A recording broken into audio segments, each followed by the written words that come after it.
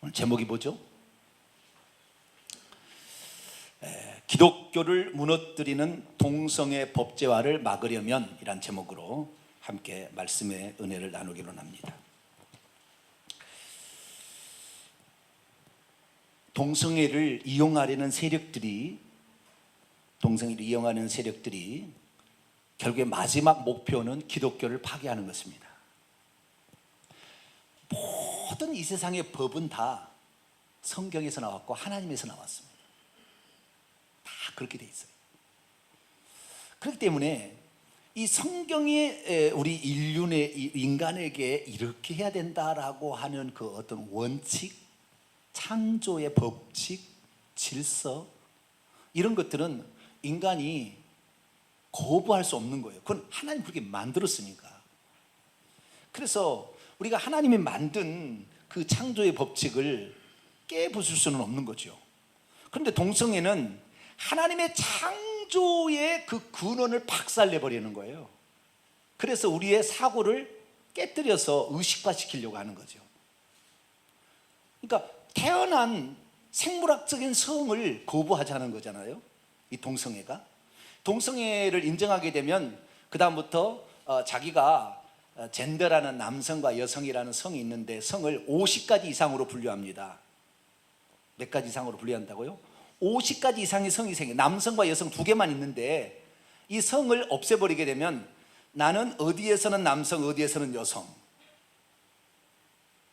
이 50가지의 성으로 자기를 바꿔요. 나는 화장실 갈 때는 여성이 되고 싶어. 그러면 나는 여성이 되는 거예요. 그런 세상에 살고 싶나요? 동성애라는 것이, 그래서 우리가 이 동성애의 폐해를 정확히 알아야 되고, 그리고 동성애 대처해 나가야 되며, 동성애만큼은 이 나라에서 법제화되지 않도록 막아내야 합니다. 현재 대한민국은 동성애 합법국가나 마찬가지예요. 왜냐하면 동성애 한다고 감옥에 가지 않잖아요. 동성애 했다고 불이익을 주지 않습니다. 오히려 동성애하는 퀴어 축제 가면은 동성애 혐오스러운 뒤에 빵꾸 터지는 엉덩이에 빵꾸 터있는 옷을 입고 막 춤을 추고 있을 때 뭐라고 하면은 오히려 그 사람을 경찰이 제지합니다. 제지하는 사람을 너 왜 그러냐고. 그러니까 오히려 동성애가 보호받는 국가이고 동성애 자유국가예요. 대한민국은 법제만 안 됐을 뿐이지. 이미 인권이라는 이름으로 국가인권위원회에서 2017년도 서울시의 퀴어 축제에 정식으로 참여했습니다. 그러니까 이 동성애 축제를 퍼레이드로 하는 것이 있었는데 언제부터냐면은 2015년부터 박원순 시장이 되었을 때부터 퍼레이드를 시작한 거예요. 그전에는 퍼레이드를 안 하고 그냥 대학로나 뭐 어떤 데서 자기들끼리만 한 거였어요. 그런데 서울 시내를 합법적으로 허가를 맡아가지고 동성애 퍼레이드를 하니까 동성애를 혐오스럽다고 얘기하는 사람이 오히려 이상한 사람 취급받는 그런 시대가 2015년부터 된 거예요. 그런데 그 중에서 국가인권위원회가 좋은 일을 많이 했어요. 어떤 인권을 찾아. 그런데 동성애까지도 국가인권위원회가 동성애를 조장하는 세력으로 바꿔져 버렸어요. 왜? 이 동성애를 지지하는 세력이 거기에 들어가서 어떤 법률을 만들어내기 때문이죠. 그래서 2017년은 이 국가인권위원회가 협찬으로 올해 퀴어 축제에 참여하게 됐어요. 그러니까 앞으로는 어떻게 될지 모르는 거예요. 지금 앞으로 어떻게 될지. 지금 대한민국의 헌법이 지금 정확히 있는데도 불구하고 어쩌면 기독교적 가치관에 의해서 이승만 정권이 이승만이 우리나라에 대한민국을 건설해 나갈 때 그때 만든 법이 이 목사님들이 거의 많이 참여했거든요. 그래가지고 이 법을 만들었기 때문에 거의 자유와 평등과 인권이 존중되는 아주 그런 나라에 있는데, 이 동성애라는 게 휴머니즘이 잘못 곡해되어서 들어와서 성소수자라는 이름으로 약자처럼 이렇게 들어와가지고 그를 보호해준다고 하면서 그들이 처음에는 약자일 때는 약자인 척 하다가 그들이 지배 세력이 되면 그때부터는 기독교를 콱 눌러버리는 거죠. 제가 나중에 영상을 여러분 링크를 시켜놓을 테니까 지금 영국에서 벌어지고 있는 상황을 제가 영상을 링크해서 한번 보세요. 어떤 상황이 되고 있는지. 그래서 우리는 동성애라는 것은 단순히 긍휼의 차원으로, 저는 동성애자든 누구든 하나님은 다 사랑한다고 믿습니다. 그래서 그들도 구원받아야 될 대상이라고 저는 믿어요. 그래서 그들을 바르게 인도해야 될 책임이 있고 그들을 보호해야 될 책임이 있다고 믿습니다. 그러나 그들이 마음껏 동성애를 할 수 있도록 법을 만들어준다고는 반대합니다. 그 법을 만들어주면 그 법으로 기독교인을 핍박하기 때문에, 하나님을 거역하기 때문에 그러는 거죠. 그러나 그들이 힘이 없을 때는 약자인 척, 인권인 척, 평등인 척, 남녀 평등, 성평등 이런 식으로 미끼를 던져서 사람들의 호감을 사서 자기들의 세력을 형성하고 국회의원이 되고 법에 가서, 국회에 가서 법을 만들어서 나라를 뒤집는 것이죠. 그러니까 우리가 이 동성애를 찬성하는 세력들을 그냥 보면 안 돼요. 우리 기독교는 너무 좋아. 그래가지고 동성애 할 때도 긍휼의 마음을 항상 바라봐. 그래, 법 만들어. 그래, 니네들 보호한다는데 보호 많이 해. 괜찮아. 그리고 법을 만들어주면 그들은 목적을 갖고 그것을 만들어가고 있는데, 우리는 긍휼의 차원으로 베풀어주지만 그들은 목적을 가지고 딱 들어가서 그 목적이 성취되면 그 법으로 다 바꿔가 버리는 거죠. 한번 헌법이 딱 세워지면 법률, 조례 모든 것이 판례가 다 바뀌는 거예요. 가정법, 민법, 형법 다 바뀌는 거예요. 군형법까지 다 바뀌는 거예요. 군대에서 동성애 해도 막을 수가 없는 거죠. 그걸 노리는 거예요. 그걸 노리는 거예요. 그래서 인권이라는 이름으로, 소수자라는 이름으로 이렇게 접근해 오고 있습니다. 그걸 우리가 알아야 되는 거죠. 그러니까 그들은 전략적으로 우리를 접근하는데 우리는 포용하는 사랑의 마음으로, 긍휼의 마음으로 그들을 보듬어 안지만 결국에 그들이 그렇지 않은 거예요. 이거 두 가지 세력이 있는데 이것이 동성애 세력과 이슬람입니다. 처음에는 약자의 마음으로, 그 다음에 종교 평등 그런 것으로 들어오는 거예요. 그러나 나중에는 그들은 목적을 가지고 들어오는 거죠. 우리는 그들을 긍휼의 모습으로 받아왔으니까. 그러니까 그들의 이용당하면 안 되는 거죠, 기독교인들이. 근데 이미 서양은 그걸 몰랐어요. 그래가지고 법제화를 시켜줘 버렸기 때문에 2000년부터 네덜란드부터 시작해서 2017년 독일까지 서양의 대부분 나라 기독교 국가가 다 법제화를 시켰기 때문에 더 이상 되돌릴 수가 없어요. 독일이고 영국이고 미국이고 이제는 다 기독교라고 내세했다가는 불이익을 당하는 그런 세상이 되어버렸습니다. 그래서 우리는 이 한국만큼 이제 내년에 그 분기점이에요. 내년이 분기점. 왜? 내년에 헌법에 그 조항을 넣는다고 하니까. 그래서 그 조항이 뭔지 오늘 봐야 되고요. 그 조항이 들어가지 않도록 우리는 계속해서 반대해야 되고, 국회에서 입법을 하려면은 법사위원회에서 그것을 만들어서 그 국가에 보면은 그 헌법을 만드는 그걸 미리 공개하도록 돼 있어요. 이렇게 우리는 이렇게 하겠다. 그래서 저도 거기를 많이 들어갑니다. 이렇게 들어가 봅니다. 그러면은 법을 이렇게 만드는 것을 거기다가 조항을 넣어놨거든요. 읽어보게 되면 그 독소 조항을 순간순간에 이게 집어넣고 있는 거예요. 그래서 그 독소 조항을 우리가 모른 채 찬성해 버린다 한다면 그것으로 나중에는 그 법조항을 들이밀고 오면은 우리가 불법이 되고 그들이 온전한 법이 되어버리는 그런 상황에 발생되는 것이죠. 그래서 우리가 그들의 전략적인 침투 작전들을 우리가 간파하고 그들에게 농락당하지 않는 우리 그리스도인들이 되기를 축원합니다. 그래서 오늘 이 시간에 법제화를 막으려면 우리 기독교인들이 어떻게 해야 되는 것인가, 이 부분에 관하여 말씀을 나누기로 합니다. 자, 오늘 본 말씀을 우선 봅니다. 자, 갈라디아서 3장 28절 다시 한번 읽어볼까요? 시작. 너희는 유대인이나 헬라인이나 종이나 자유인이나 남자나 여자나 다 그리스도 예수 안에서 하나이니라. 차별이 있어요, 없어요? 유대인과 헬라인은 차별이 있어야 됩니까, 없어야 됩니까? 그리스도 안에서, 그리스도 예수 안에서는 동일한 존재들이다. 가치 있는 존재들이고 귀한 존재들이에요. 그런데 유대인이나 헬라인을 봅시다. 자, 유대인들은, 헬라인은 이방인을 지칭하는 겁니다. 이방인을 어떻게 여겼어요? 불쏘시개, 지옥의 땔감나무 정도로 여겼어요. 유대인들이 무시했습니다. 왜? 우리는 하나님부터 언약 백성, 할례를 받고 안식일을 지키는 율법을 가지고 있는 언약 백성. 너희들은 그런 것도 없지. 너희들은 멸망받을 존재야 라면서 그들을 무시한 거예요. 그러나 사도 바울은 뭐라고 했느냐? 그리스도 예수 안에서는 유대인이라고 특별하고 헬라인이라고 저질스럽고 이러지 않다. 모든 인간은 하나님 앞에서 평등하고 동일한 권리를 갖는다. 할렐루야. 누구든지 그리스도 예수로 되면 하나님의 자녀로 동일한 신분인 것이지, 유대인이라고 특별한 존재고 헬라인이라고 나쁜 존재가 아니다라는 거예요. 두 번째는 뭐예요? 종이나 자유. 종과 주인이요. 종과 주인. 그리스도 예수 안에서는 종도 자유인입니다. 할렐루야. 자유이지만 그리스도 예수의 종이 되어야 됩니다. 이것이 바로 하나님이 주신 그런 그 예수 안에서 우리가 누려야 될 특권들이죠. 뿐만 아니라 세 번째는 중요한 이야기가 남자와 여자. 자, 남자와 여자를 거부할 수 있나요? 네? 남자와 여자를, 나는 남자가 남자인데 나는 이제부터 남자가 아니야. 나는 이제부터 여자야. 나는 여자로 싶어야 돼.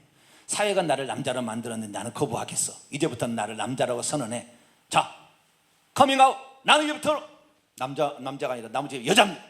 나는 여자 화장실도 마음대로 가고 나는 여자 목욕탕도 마음대로 갈 수 있습니다. 나는 여자입니다. 그럼 여자 되는 건가요? 동성애 국가에서는 그렇게 선언하면 그렇게 될 수 있어요. 그렇게 선언하면.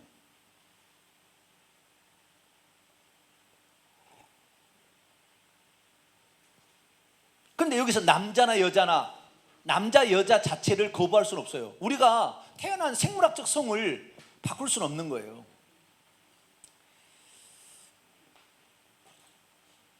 미국에 존 홉킨스 병원이 있어요. 아주 유명한 병원입니다. 그 존 홉킨스 병원에서 의사가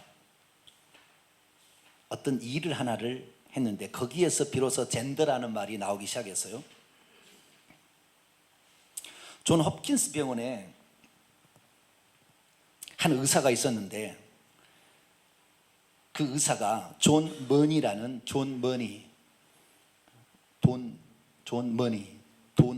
비슷한 존 머니라는 요한 머니라는 박사가 있었는데 그 쌍둥이 아들을 어느 날 포경 수술을 아주 어렸을 때 하게 됐어요. 하게 되었는데 포경 수술 하다가 잘못해가지고 너무 작아가지고 꼬추를 잘라버렸어요. 하나를. 그 형제가 존이 아니라 데이비드 라이머하고 데이비드 브라이어라는 쌍둥이 형제였는데 이 라이머의 꼬추를 잘라버렸어요. 너무 작아가지고 이 존 머니어 말하는 박사가. 그래서 이걸 어떻게 할 거냐. 그러다가 이 라이머를 이게 부모한테 얘기해가지고 꼬추가 이왕 없어졌으니까 아예 이 생물학적으로 여성으로 만들어 버립시다. 이렇게 제안을 해가지고 부모가 수용했는지 어쨌는지 자우정은 성전환 수술을 한 거예요. 그래가지고 남잔데 라이머가 남잔데 이 남자를 여자로 키운 거예요. 호르몬 주사를 놓고 그 다음에 모든 학습을 여자로서 살아가는 모든 학습을 다 시킨 거예요. 계속 호르몬 주사를 주면서 너는 여자다 이렇게 해가지고.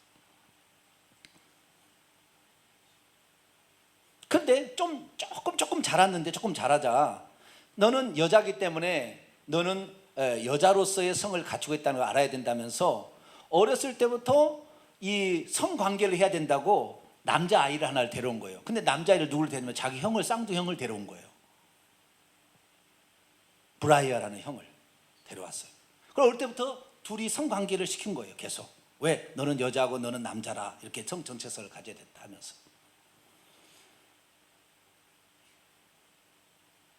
성전환 수술에 존 홉킨스 병이 처음으로 한 거예요. 그런데 어떻게 되었느냐? 나중에 이르다가 어떻게 됐냐면은 이 동생 라이머가 자살해 죽습니다.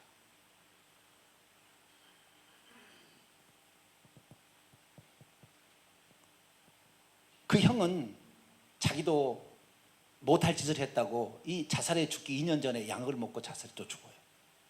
총으로 쏴서 죽고 약을 먹고 죽고. 그래서 이것이 잘못되었다라는 사실을 이제 나중에 깨닫게 되는 거죠. 그래서 조사를 해봤어요. 동성애자, 트랜스젠더들은 선천적으로 어떤 유전자를 가지고 있는가, 아니면 후천적으로 그렇게 상황에 따라서 바꿔지는 것인가.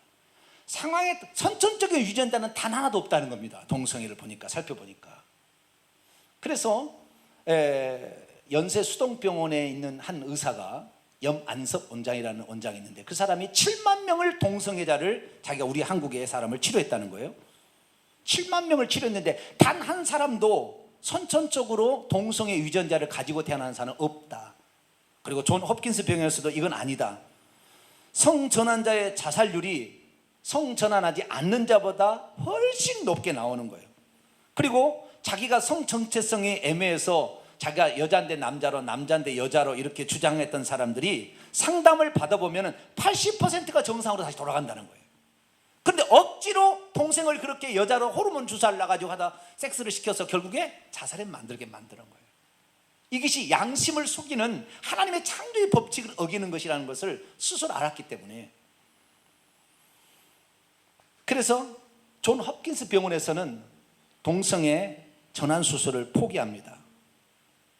그러다가 동성애가 미국에 재작년에 미국에서 동성애가 이제 합법화 됐잖아요.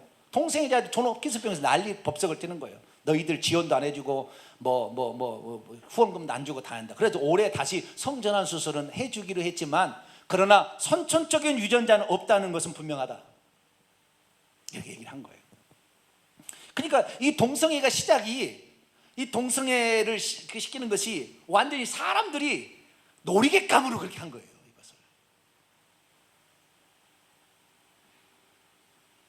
그래서 우리는 동성애를 바라보게 될 때 동성애가 그냥 선천적으로 어쩔 수 없는 것이 아니라 사람들에 의해서 성폭력을 당하거나, 동성애자들의 성폭력을 당하거나 어떤 그런 환경에 노출돼서 자기 생각이 잠시 정체성을 잃어버린 것이니까, 상담을 통하여, 약물을 통하여 제대로 정체성을 찾아주면 정상적인 사람이 되는 거죠. 그런데 그들이 정상이라고, 지금 약간 성 정체성에 이상이 있는 사람을 정상이라고 법을 만들어서 마음대로 섹스하고 지내라, 이렇게 만들어주는 것이 동성애법이라는 거예요. 그렇게 해야 될까요? 우리나라에서는 그래도 동방예의지국 아닙니까? 동방예의지국이 그나마 그래도 조금 도덕에 있어서는 다른 나라보다 좀 더 엄하지 않을까 생각하고 있잖아요. 그런데 통계 수치를 보게 되면 대한민국은 2011년, 13년에 이르부터 급속히 늘어 100명, 100명도 안 됐던 것이 14,000명 올라가 버려요. 지금 그것이 대부분 남자입니다. 동성애는 대부분 남자가 하는 겁니다. 그것까지 다 제가 이제 얘기는 못하고, 여자는 동성애가 많잖아요. 남자가 동성애 하는 거예요. 그럴 수밖에 없는 원인이 남자에게만 가지고 있어요. 그래서 그렇게 하는 건데, 어쨌든 이 동성애를 이렇게 주장하게 되는 것은, 하나님께서 이 동성애를 왜 사회 의식 구조를 바꾸고 기존의 규범 체제를 전복시키기 위한 사람들에 의해서 이용물로 당하느냐 하면, 그 이유는 뭐냐면, 사람들의 생각을 깨기 위한 가장 좋은 방법이 뭐냐면, 기존에는 다른 어떤 이데올로기 가지고 했는데 그거 갖고는 안 되는 거예요. 사람이 안 바뀌는 거니까 성 정체성을 아예 뒤집어 놔야 그 다음부터 자기 마음대로, 모든 것은 사회가 정해준 대로 갈 것이 아니라 내가 정한 대로 간다라는 거죠. 내가 정한 대로, 내가 남자라면 남자가 된다. 그렇게 해서 그것을 깨워내는 것을 뭐라 하냐면, 그것을 혁명이라고 그러고, 그것을 자유라고 그러고, 그것을 해방이라고 그러는 거죠. 그러니까 우리가 이 동성애를 조장하거나 동성애를 이렇게 어떤 법을 만들려고 하는 세력들을 그냥 보면 안 되는 거예요. 그냥 보면 이것을 이용해서 자기 어떤 목적을 이루기 위한 방법이 있는 것입니다. 그래서 우리는 거기를 속으면 되지 않아요. 자, 그런데 문제는 뭐냐? 그 보통 사람들이 왜 동성애를 지지하게 될까? 사실 막시즘이나 또는 주체사상이나 이런 사람들은 동성애 좋아하지 않아요. 김정은이가 동성애 좋아하겠어요? 안 좋아해요. 북한이나 이런 데는 좋아하지 않습니다. 근데 왜 동성애를 따라갈까요? 동성애를 그럴까요? 동성애를 따라가는 동성애자들은, 동성애 그 배경 뒤에 있는 사람은 하나님 없는 인간의 행복을 만들어 보고자 하는, 쾌락으로 인간을 만들어 보고자 하는, 하나님 없이 자기가 주인 돼서 살고자 하는 사탄 마귀의 욕망을 그대로 표출하는 건데, 그런데 이것을 표출하려고 했을 때 가장 많은 반대 세력이 교회인 거예요. 교회는 하나님께서 만들어준 남자와 여자로 만드시고, 창세로부터 이렇게 했다는 거죠. 남자와 여자로 만든 것을 우리가 거부할 수 없는 거죠. 그래서 하나님이 창조한 그 남자와 여자가 둘이 한 몸을 이루어서 아름다운 가정을 이루고 자녀를 낳아서 또한 그 다음 세대를 이끌어가는 하나님의 창조 법칙이 있는데, 이것을 하나님의 창조의 법칙을 깨뜨리는, 하나님의 법을 깨뜨리려고 하는 거죠. 그러니까, 그런데 교회에서는 하나님의 법칙을 우리가 깰 수는 없다. 남자와 여자는 게 분명하자. 그러나 동등하지만 분명한 것이지 이것 자체를 거부할 수는 없다. 그렇게 얘기하는 건데, 그것 자체를 하나님이 창조를 싫은 거죠. 하나님이 창조를 왜 나를 남자로 만들고 여자로 만들고 싫으니까 그걸 거부하자는 거예요. 이것이 동성애 운동입니다. 그런데 그 기독교를 주장하는 국가들이 다 어떤 거예요? 자본주의 국가인 거예요. 대부분 다 자본주의 국가인 거예요.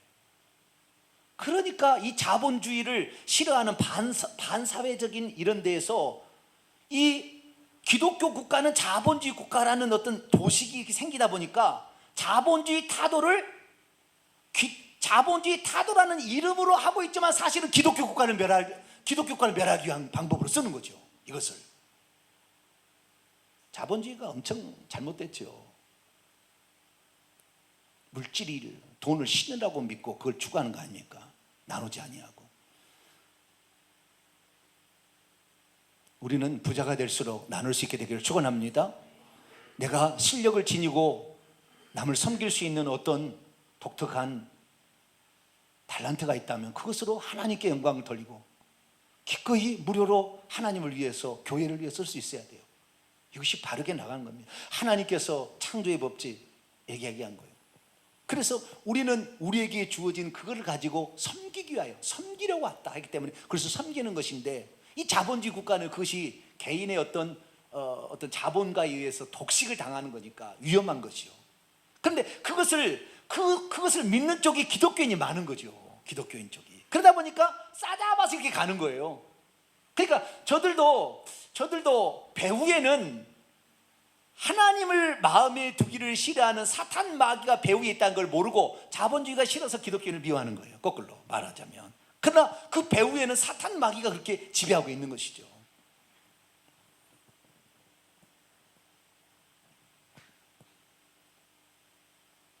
그렇지만 우리는 창조의 하나님의 법칙을 우리가 마음대로 깰 수 있는 건 아닙니다. 거기 안에 하나님이 자유와 질서가 있는 거죠. 자, 창조주가 있고 피조물이 있는 걸 깰 수 있습니까? 피조물이 창조주가 되고 창조가 피조물이 될 수 있습니까? 그럴 수는 없는 거예요. 아시겠죠? 질서라는 게 있는 거예요. 하나님이 만들어서 남자 여자를 만들어서 다시 자녀를 만들 수 있도록 이렇게 만든 것을 인간이 깰 수가 없는 거예요. 지금 동성애는 뭡니까? 남자가 부모가 되고 여자가 부모가 된다는데 자식을 어떻게 낳아요? 자식을. 창조의 법칙을 끝내버리는 거예요. 하나님의 창조의 법칙을 끝내는 거예요. 자식을 낳아야 이 자식이 예수 믿게 해서 천국 백성을 만드는데 자기 때만 즐기고 쾌락을 즐기다 끝내버리겠다는 거 아니에요? 그러니까 이 동성애가 쾌락의 극치를 달리는 거예요. 자기만 즐기고 끝내겠다는 거예요. 자기는 쾌락을 즐기다가 지옥에 떨어질지 모르지만 그 창조의 법칙을 어기므로 말미암아 하나님의 자녀가 탄생할 수 없잖아요. 그래서 우리는 이 동성애를 그냥 보면 안 된다. 이들 배후에 세력도 있다는 것을 정확히 알고 우리가 자연적인 성마저 거부하는 이들에게 말려들면 안 된다라는 말씀을 우선 드렸습니다.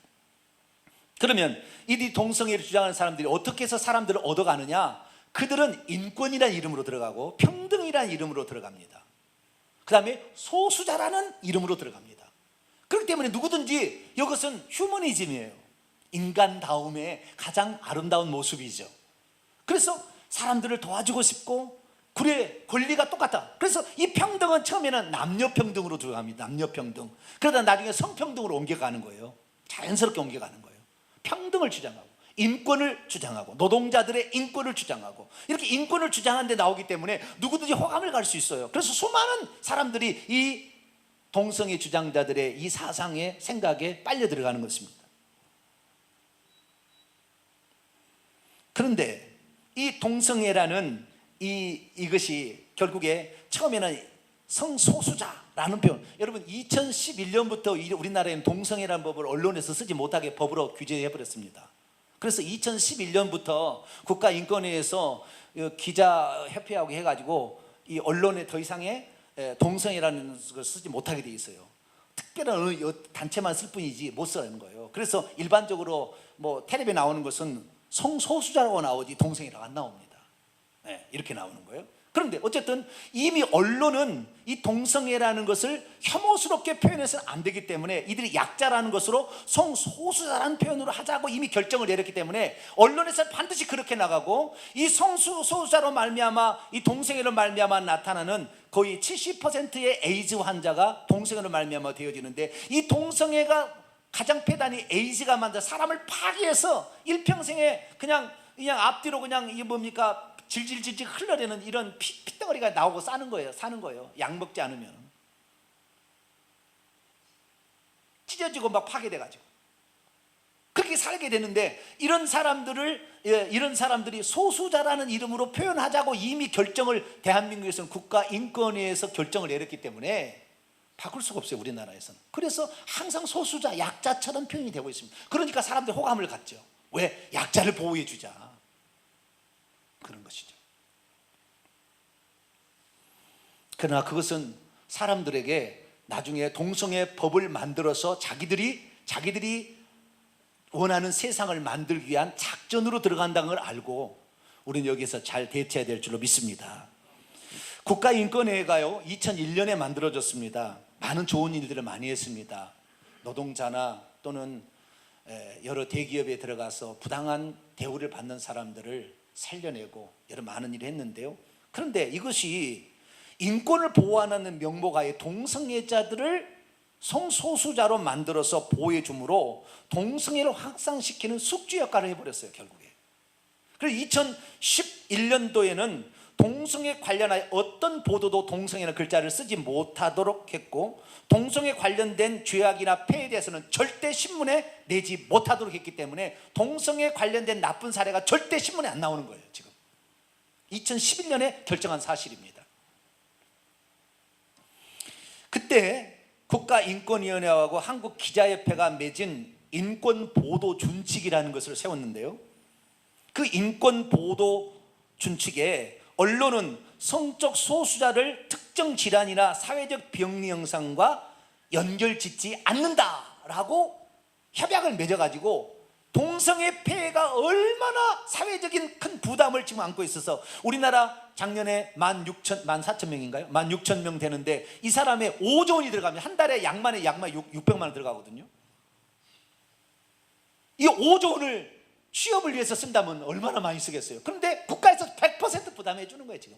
그러니까 우리나라는 동성애 보호국가죠. 동성애 보호국가. 법만 제정 안 됐을 뿐이지. 문제는 뭐냐면 학교 교재가 바뀌어지기 시작했다는 것입니다. 2006년부터 모든 교과서에서 비상교육, 천재교육, 지학사 등 모든 교과에서 동성애를 정상적으로 표현하도록 묵인하기 시작했고, 학교 현장에서는 동성애를 정상으로 교육하도록 권고했으며, 지방자치단체로 하여금 서울시 지방단체 이렇게 동성애를 옹호하는 인권조례와 학생인권조례를 제정하게 하였습니다. 그래서 2006년도 이후로 교과서에는 동성애를 나쁘게 표현하지 않아요. 성소수자, 약자로만 표현하고 있습니다. 에이즈의 이 폐해를 전혀 쓰지 않고 있습니다. 통계조사를 절대 공개하지 않고 있습니다. 책을 못 쓰게 돼. 이게 법으로 만들어 놓은 거예요. 그래서 우리나라에도 동성애 폐해를 공부할 수가 없어요, 어디서. SNS 지금 발달되어서 우리가 좀 아는 것이지 학교에서도 배우지 못하게 만들. 언론 2011년에 통제되어 버렸습니다. 학교 2006년부터 통제됐습니다. 왜요? 그 세력, 동성애를 옹호하는 세력들이 그 학교에서 그렇게 법을 만들어, 인권조례 만들어 이렇게 나가기 때문에. 특히 경기도의회는 2010년에 김상곤 당시 교육감이 학생 인권조례를 만들었는데요, 인권조례 13조를 보게 되면 학생은 부당한 간섭 없이 개인 물품을 소지하는 등의 사생활 자유를 가진다 돼 있어요. 그래서 이 문구로 말미암아 학생들이 술, 담배, 문신하는 것을 제재할 수 없습니다. 만약 이것을 한 건 이론에서 도교육감에 문제를 제시하면 바로 교사가 무슨 조치를 당하게 돼 있습니다. 그 검사한 교사가 잘못된 거죠. 학생의 자유를 침범한 거죠. 15조, 학교는 학생에게 특정 종교 행사 참여 및 대체 과목 없는 종교 과목을 수강해서는 아니 된다라고 얘기하므로, 지금 이 나라를 세워갔던 뭡니까? 병원과 학교를 선교사들이 세웠는데, 이 기독교적 건학 이념으로 이 나라를 이렇게 부강한 나라로 만든 이 기독교 학교가 종교 교육을 하게 되면 불법이 된 거예요. 불법이 돼. 신고하면은 그날로 그냥 자우지가 학교에 불이익을 덮니다. 지원 안 해주고 자우지가 뭐 진급 안 되고 그래버립니다. 지금 미션 스쿨에서 어떤 성경 공부나 예배를 드리는 것을 누구 한 사람 반대하면 못하게 돼 있다는 거예요.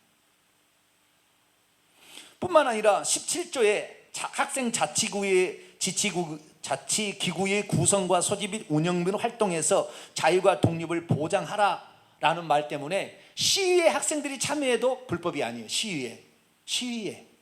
그래서 최근에 시위 많이 참여했어요, 학생들이요. 옛날에 어떻게 학생들이 참여했습니까? 대학생들이나 시위에 참여했지. 근데 중고등학생들이 다 시위에 참여할 수 있도록 이렇게 법을 만들었어요. 근데 이 법을 좋게 쓰면 얼마나 좋겠습니까? 그죠? 근데 이 법을 꼭 악용한다 이 말이에요. 악용. 이렇게 만들어 놓고는 악용한다 이거예요. 그 법의 테두리 안에서 아주 나쁘게 쓰는 거예요.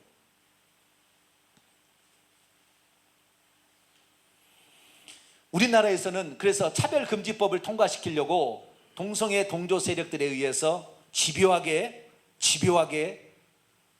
쳐들어왔는데, 2007년에는 법무부가 이걸 하려다가 실패했습니다.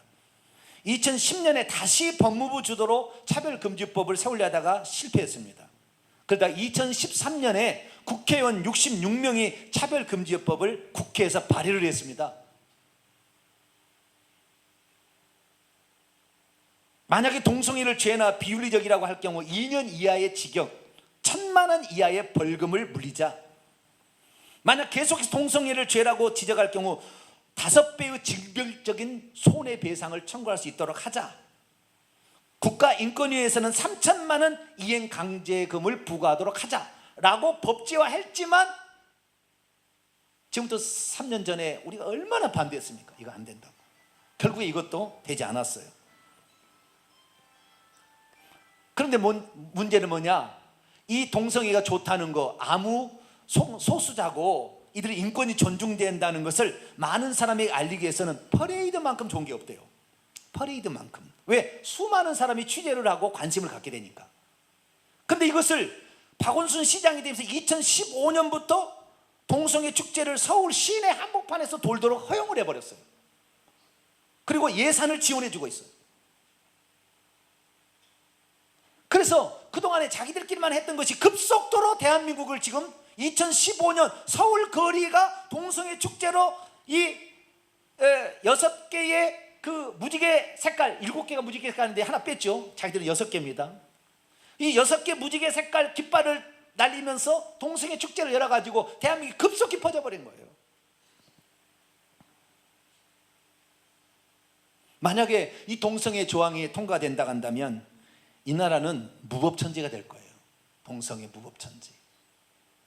기독교인들이 조소와 냉대를 받고 독선적인 사람이라고, 어느 종교가 자기가 이걸 믿어야 천국 간다고, 이걸 믿어한다고 그런 종교가 있어요? 없어요.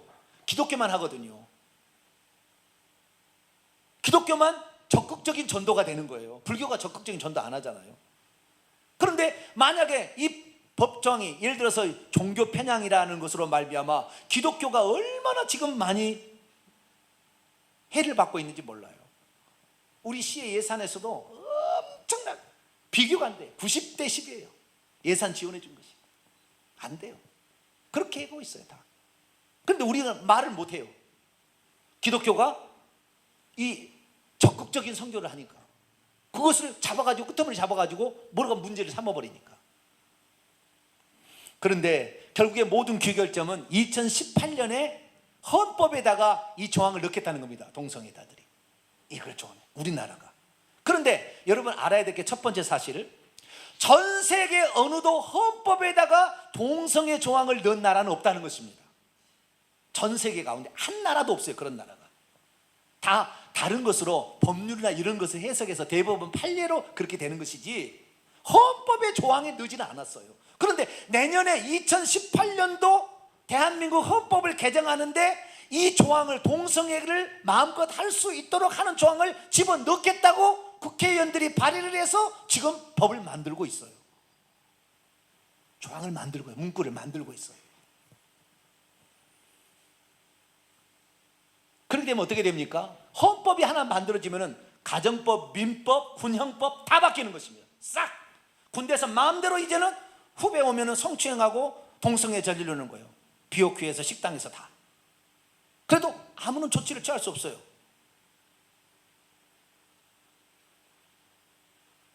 군대를 내가 돈 벌기 위해서 간다면 모르겠지만 의무적으로 가야 되는 대한민국에서 뭔 짓이 벌어질지를 알 수가 없어요.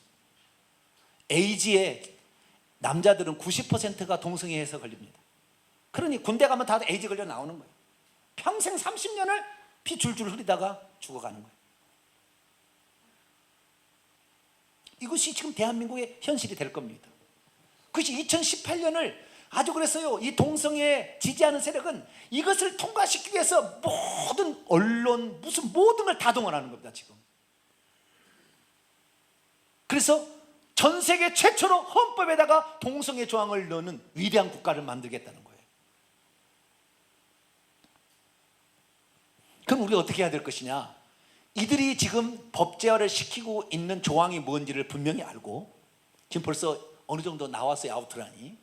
그래서 이 법조항이 뭐고 이것을 어떻게 들어가는지 정확히 알고 국회에서 먼저 이걸 통과를 시켜야 됩니다. 아시겠죠? 그래서 내년에 지방선거 있을 때 이제 그때 국민투표를 하게 되면 국민투표의 반대부는 안 되는 거예요. 안 되는 겁니다. 근데 아예 그 조항이 안 들어가서 좋은 헌법을 만들면 좋겠죠. 아시겠죠? 그 조항이 안 들어가면. 근데 그 조항이 들어갔을 때는 국민적으로 이것을 반대를 해야 되는 거죠. 그 조항을 넣고자 하는 조항 가운데 우리가 눈여겨봐야 될 게 딱 4가지 조항입니다. 지금 어느 정도 안이 나왔어요. 입안이 되어 있습니다. 근데 그 중에서 동성애와 관련된 가장 중요한 조항은 36조가 나중에 바뀔 조항인데 어떻게 되어 있냐면 36조 1항입니다. 혼인과 가족생활은 개인의 존엄과 양성의 평등을 기초로 성립하고 유지돼야 하며 국가는 이를 보장한다. 양성평등을 기초로 성립해야 한다, 이렇게 하는 거예요. 그런데 양성평등을 기초로 해야 된다, 이것은 현재, 이거 앞으로 될 게 아니고요, 이건 현재 법인데 어떻게 이걸 바꾸려고 하냐면 양성평등을 기초를 성평등의 기초로 바꾸려고 해요. 이거 글자 하나를 뗍니다. 양자를 떼는 거예요. 양성이야, 남성 여성 기초로 한 것이 아니라 성평등, 성은 자기가 주관하는 대로 된다는 거예요. 그것을 자기가 주관하는데 그것이 헌법에서 보장해 주니까 내가 이제는 남자인데 나는 여자야, 그리고 자기가 결정하면 그 다음부터는 내가 여자 화장실에 여자 목욕탕에 들어가도 아무런 제재할 사람이 없어요. 왜? 내가 성평등이 돼. 내가 여자라고 나는 생각하는데. 이것이 가장 적소항입니다. 그래서 우리가 양성평등을 성평등으로 바꾸는 양자나 떨어지는 것이 얼마나 중요한지를 알아야 되는 거예요. 이 법으로 모든 동성애 모든 법은 다 통과가 되고 동성애 모든 것이 다 이제는 이루어지게 되는 것입니다. 그래서 이것을 잘못됐다고 얘기하면 그 다음부터 기독교만 얘기하지 누가 얘기하겠어요? 우리나라에서? 불교에서 얘기하겠어요? 성경에 나와 있는 거, 레위기서, 로마서, 고린도서 6장 얘기 우리가 얘기하지 누가 얘기하겠어요? 그러면 그때부터는 이제는 이 방송도 나가지도 못할 방이라 누가 뒤에서 녹음해가지고 자 녹음합니다. 그리고 녹음해서 갖다가 바치면 이다음부터는 벌금 2천만 원, 감옥 생활.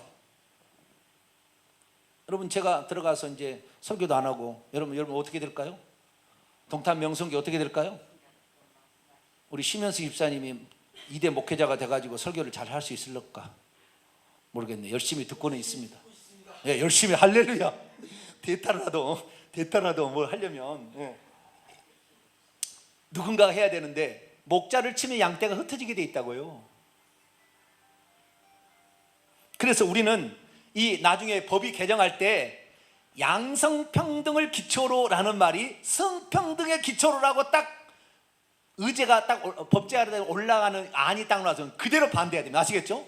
죽기 살기를 각오하고 우리가 반대해야 됩니다. 이거 돼버리면 그 다음부터 기독교는 완전히 쇠퇴하는 거예요. 몰락하는 겁니다. 기독교는 핍박의 대상, 조롱의 대상이 되는 거예요. 그때부터.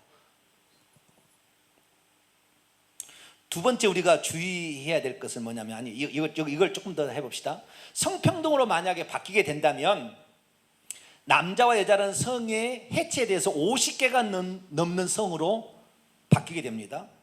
그리고 남자와 여자의 결합이라는 결혼이 무의미하게 되기 때문에 남자가 남자로 여자가 여자로 성행위를 하는 모든 것이 평등하고 권리를 인정받게 됩니다.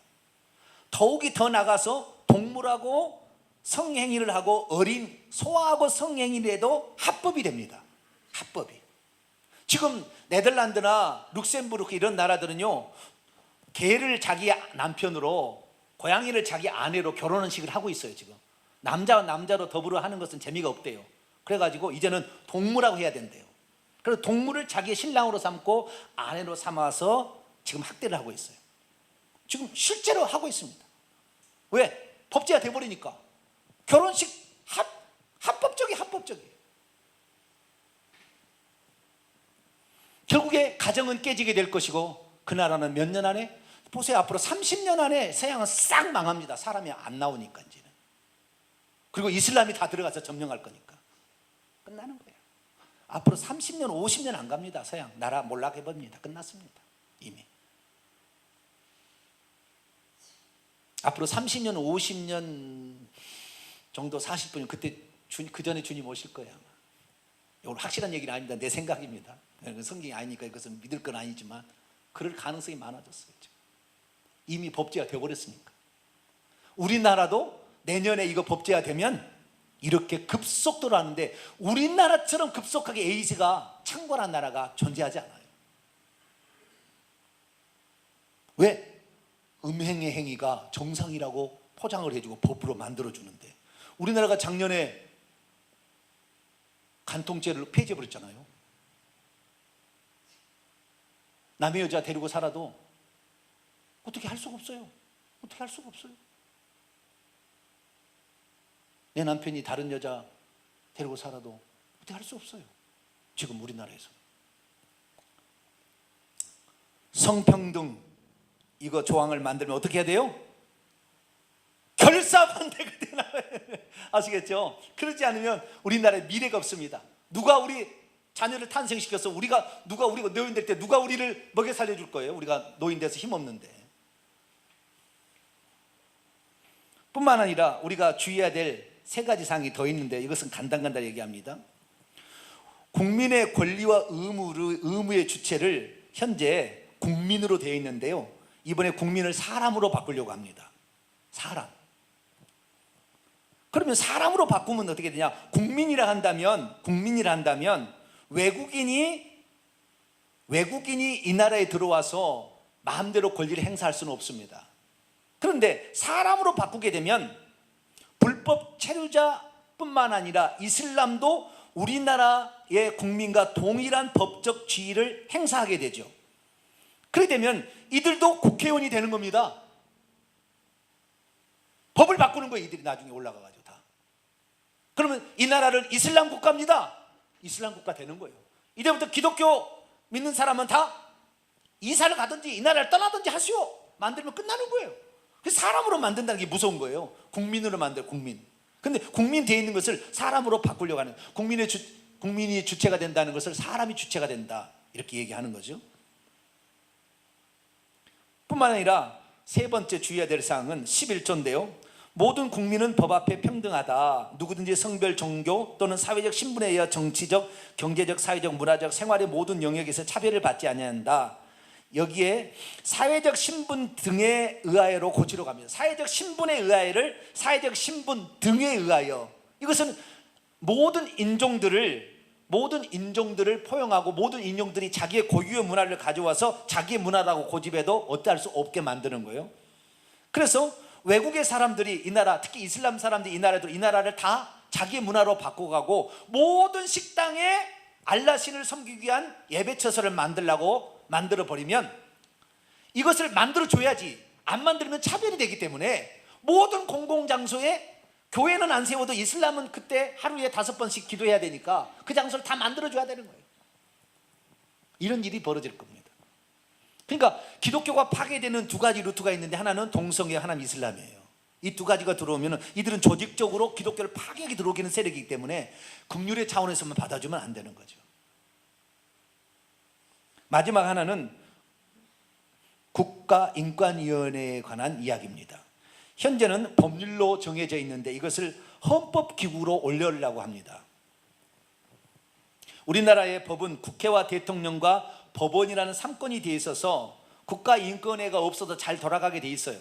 국회가 법을 만들고 법원이 판단하고 행정부처가 시행하면 됩니다. 그런데 국가인권회가 나오면은 법원 판단하는 것도 국가인권에 봐서 잘못됐다고 판단해보면 대법원에 판례하는 것도 끝나는 거예요. 안 되는 거예요. 국가인권회가 법 위에 군림하는 최고인데, 국가인권회가 뭐요? 올해부터 2017년부터 퀴어 축제에 참여해서 자기가 후원해 줬어요. 그러니 만약에 동성애를 잘못됐다고 얘기하게 되면 국가인권에서 기독교도 아마 파괴해버릴 겁니다. 그 교회 해체하라고 할 거예요. 그 교회 해체하라. 그 교회 동탄명성교회는 해체하시오. 몇 년 몇 월까지 해체하시오. 법 위에 군림하는 상전이 생기는 겁니다. 이것을 헌법기구로, 법률기구로, 헌법기구로 올려가지고 하려고 지금 시도하고 있습니다. 이것이 바로 4가지 우리가 주의해야 될 내년의 헌법 위반 문구들입니다. 그 중에서 가장 중요한 것은 양성평등을 성평등으로 바꾸려는 시도, 다른 것들은 보조적으로 기독교를 파괴하는 전략으로 들어오고 있습니다. 그래서 이것을 우리가 주의 깊게 살펴보고 이제는 어떻게 해요? 우리나라가 동성애 독재 국가로 가면 안 돼요. 동성애가 최고의 꼭대기 있는 국가, 캐나다가 현재 그렇습니다. 캐나다는 동성애 독재 국가인데요, 캐나다에서는 어렸을 때 초등학교 교과서에 아예 부모의 역할을, 남자가 부모의 역할을 하는 그림으로 나와요. 그리고 그걸 공부를 합니다. 그리고 어렸을 때부터 학문 섹스, 국왕 섹스를, 그것을 가르쳐요. 이렇게 한다고 초등학교 때부터 가르쳐 줍니다.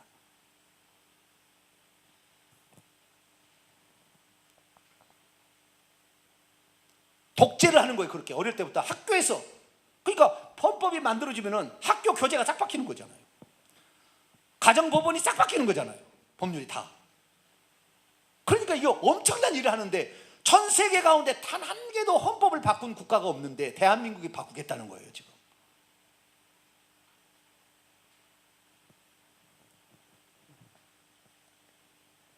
만약에 우리나라가 동성애가 통과된다면 동성애 독재 국가가 될 겁니다. 예배당에서 모이는 것을 제한 모든 행위는 다 금지될 겁니다. 노방선도, 방송선교, 학교에서 기독교 교육을 가르치는 자체, 성경 공부, 모든 것이 다 통제됩니다. 오직 교회만 모이는 것만 가능해요. 그러면 할머니들 몇 사람 나오겠죠. 젊은이들 마음대로 섹스하고 살라는데 다 가겠죠. 우리는 마음대로, 우리 성은 우리가 알아서 하겠지 뭐. 가겠지. 우리나라가 망하느냐 안 망하느냐는 지금 기로에 서 있습니다. 내년이 마지막 기폭제입니다. 내년에 우리가 그때까지 우리가 이것의 위험성을 알리고 주의하고 있다가 이것이 법제화되지 않도록 막아낸다면 이 나라는 잠시 동안은 그래도 좀 나았겠죠. 그러나 인권조례로, 시인권조례로 밀고 들어올 것이고 학생인권조례가 전국에 다 퍼질 것이고 법률로 이것을 통과해서 나중에 대법원 판례가 또 헌법 소원해가지고 헌법위원회에서 지금 8명인데 여기에서 뒤집어 버리면 미국처럼 비슷하게 될 수도 있어요. 헌법은 안 바꿔줘도 그 정도까지 위험한 것을 우리 스스로 자초할 필요는 없다. 이 대한민국으로 살리려면 기독교적 가치관, 하나님의 창조 질서 안에서 하나님 주시는, 마지막입니다. 창조주 하나님 만들었기 때문에 우리는 존재하는데, 우리가 창조주가 없다고 해서 없는 게 아니고, 우리가 창조주가 내 위에 있다고 기분 나쁘다고 해서 될 일이 아닌 것이죠. 우리는 그분이 창조해서 존재했는데, 그 창조주를 몰라보고 그분 때문에 나는 존재했는데 그분을 멀리하고 자기가 인간이 주인 되겠다라는 이 생각이 결국에 끝이 동성인 거예요. 우리는 그렇게 안 됩니다. 우리가 피조물인데 우리가 창조주 될 수 없어요. 하나님 만들어진 남자 여자를 깨부를 수 없는 겁니다. 그래서 우리는 여기 안에 있을 때 하나님이 가장 행복하고, 부부가 사랑해서 한 가정을 이루게 되면 아무리 어려운 세찬 비바람이 몰려와도 둘이 한 마음이 되면 이겨낼 수 있어요.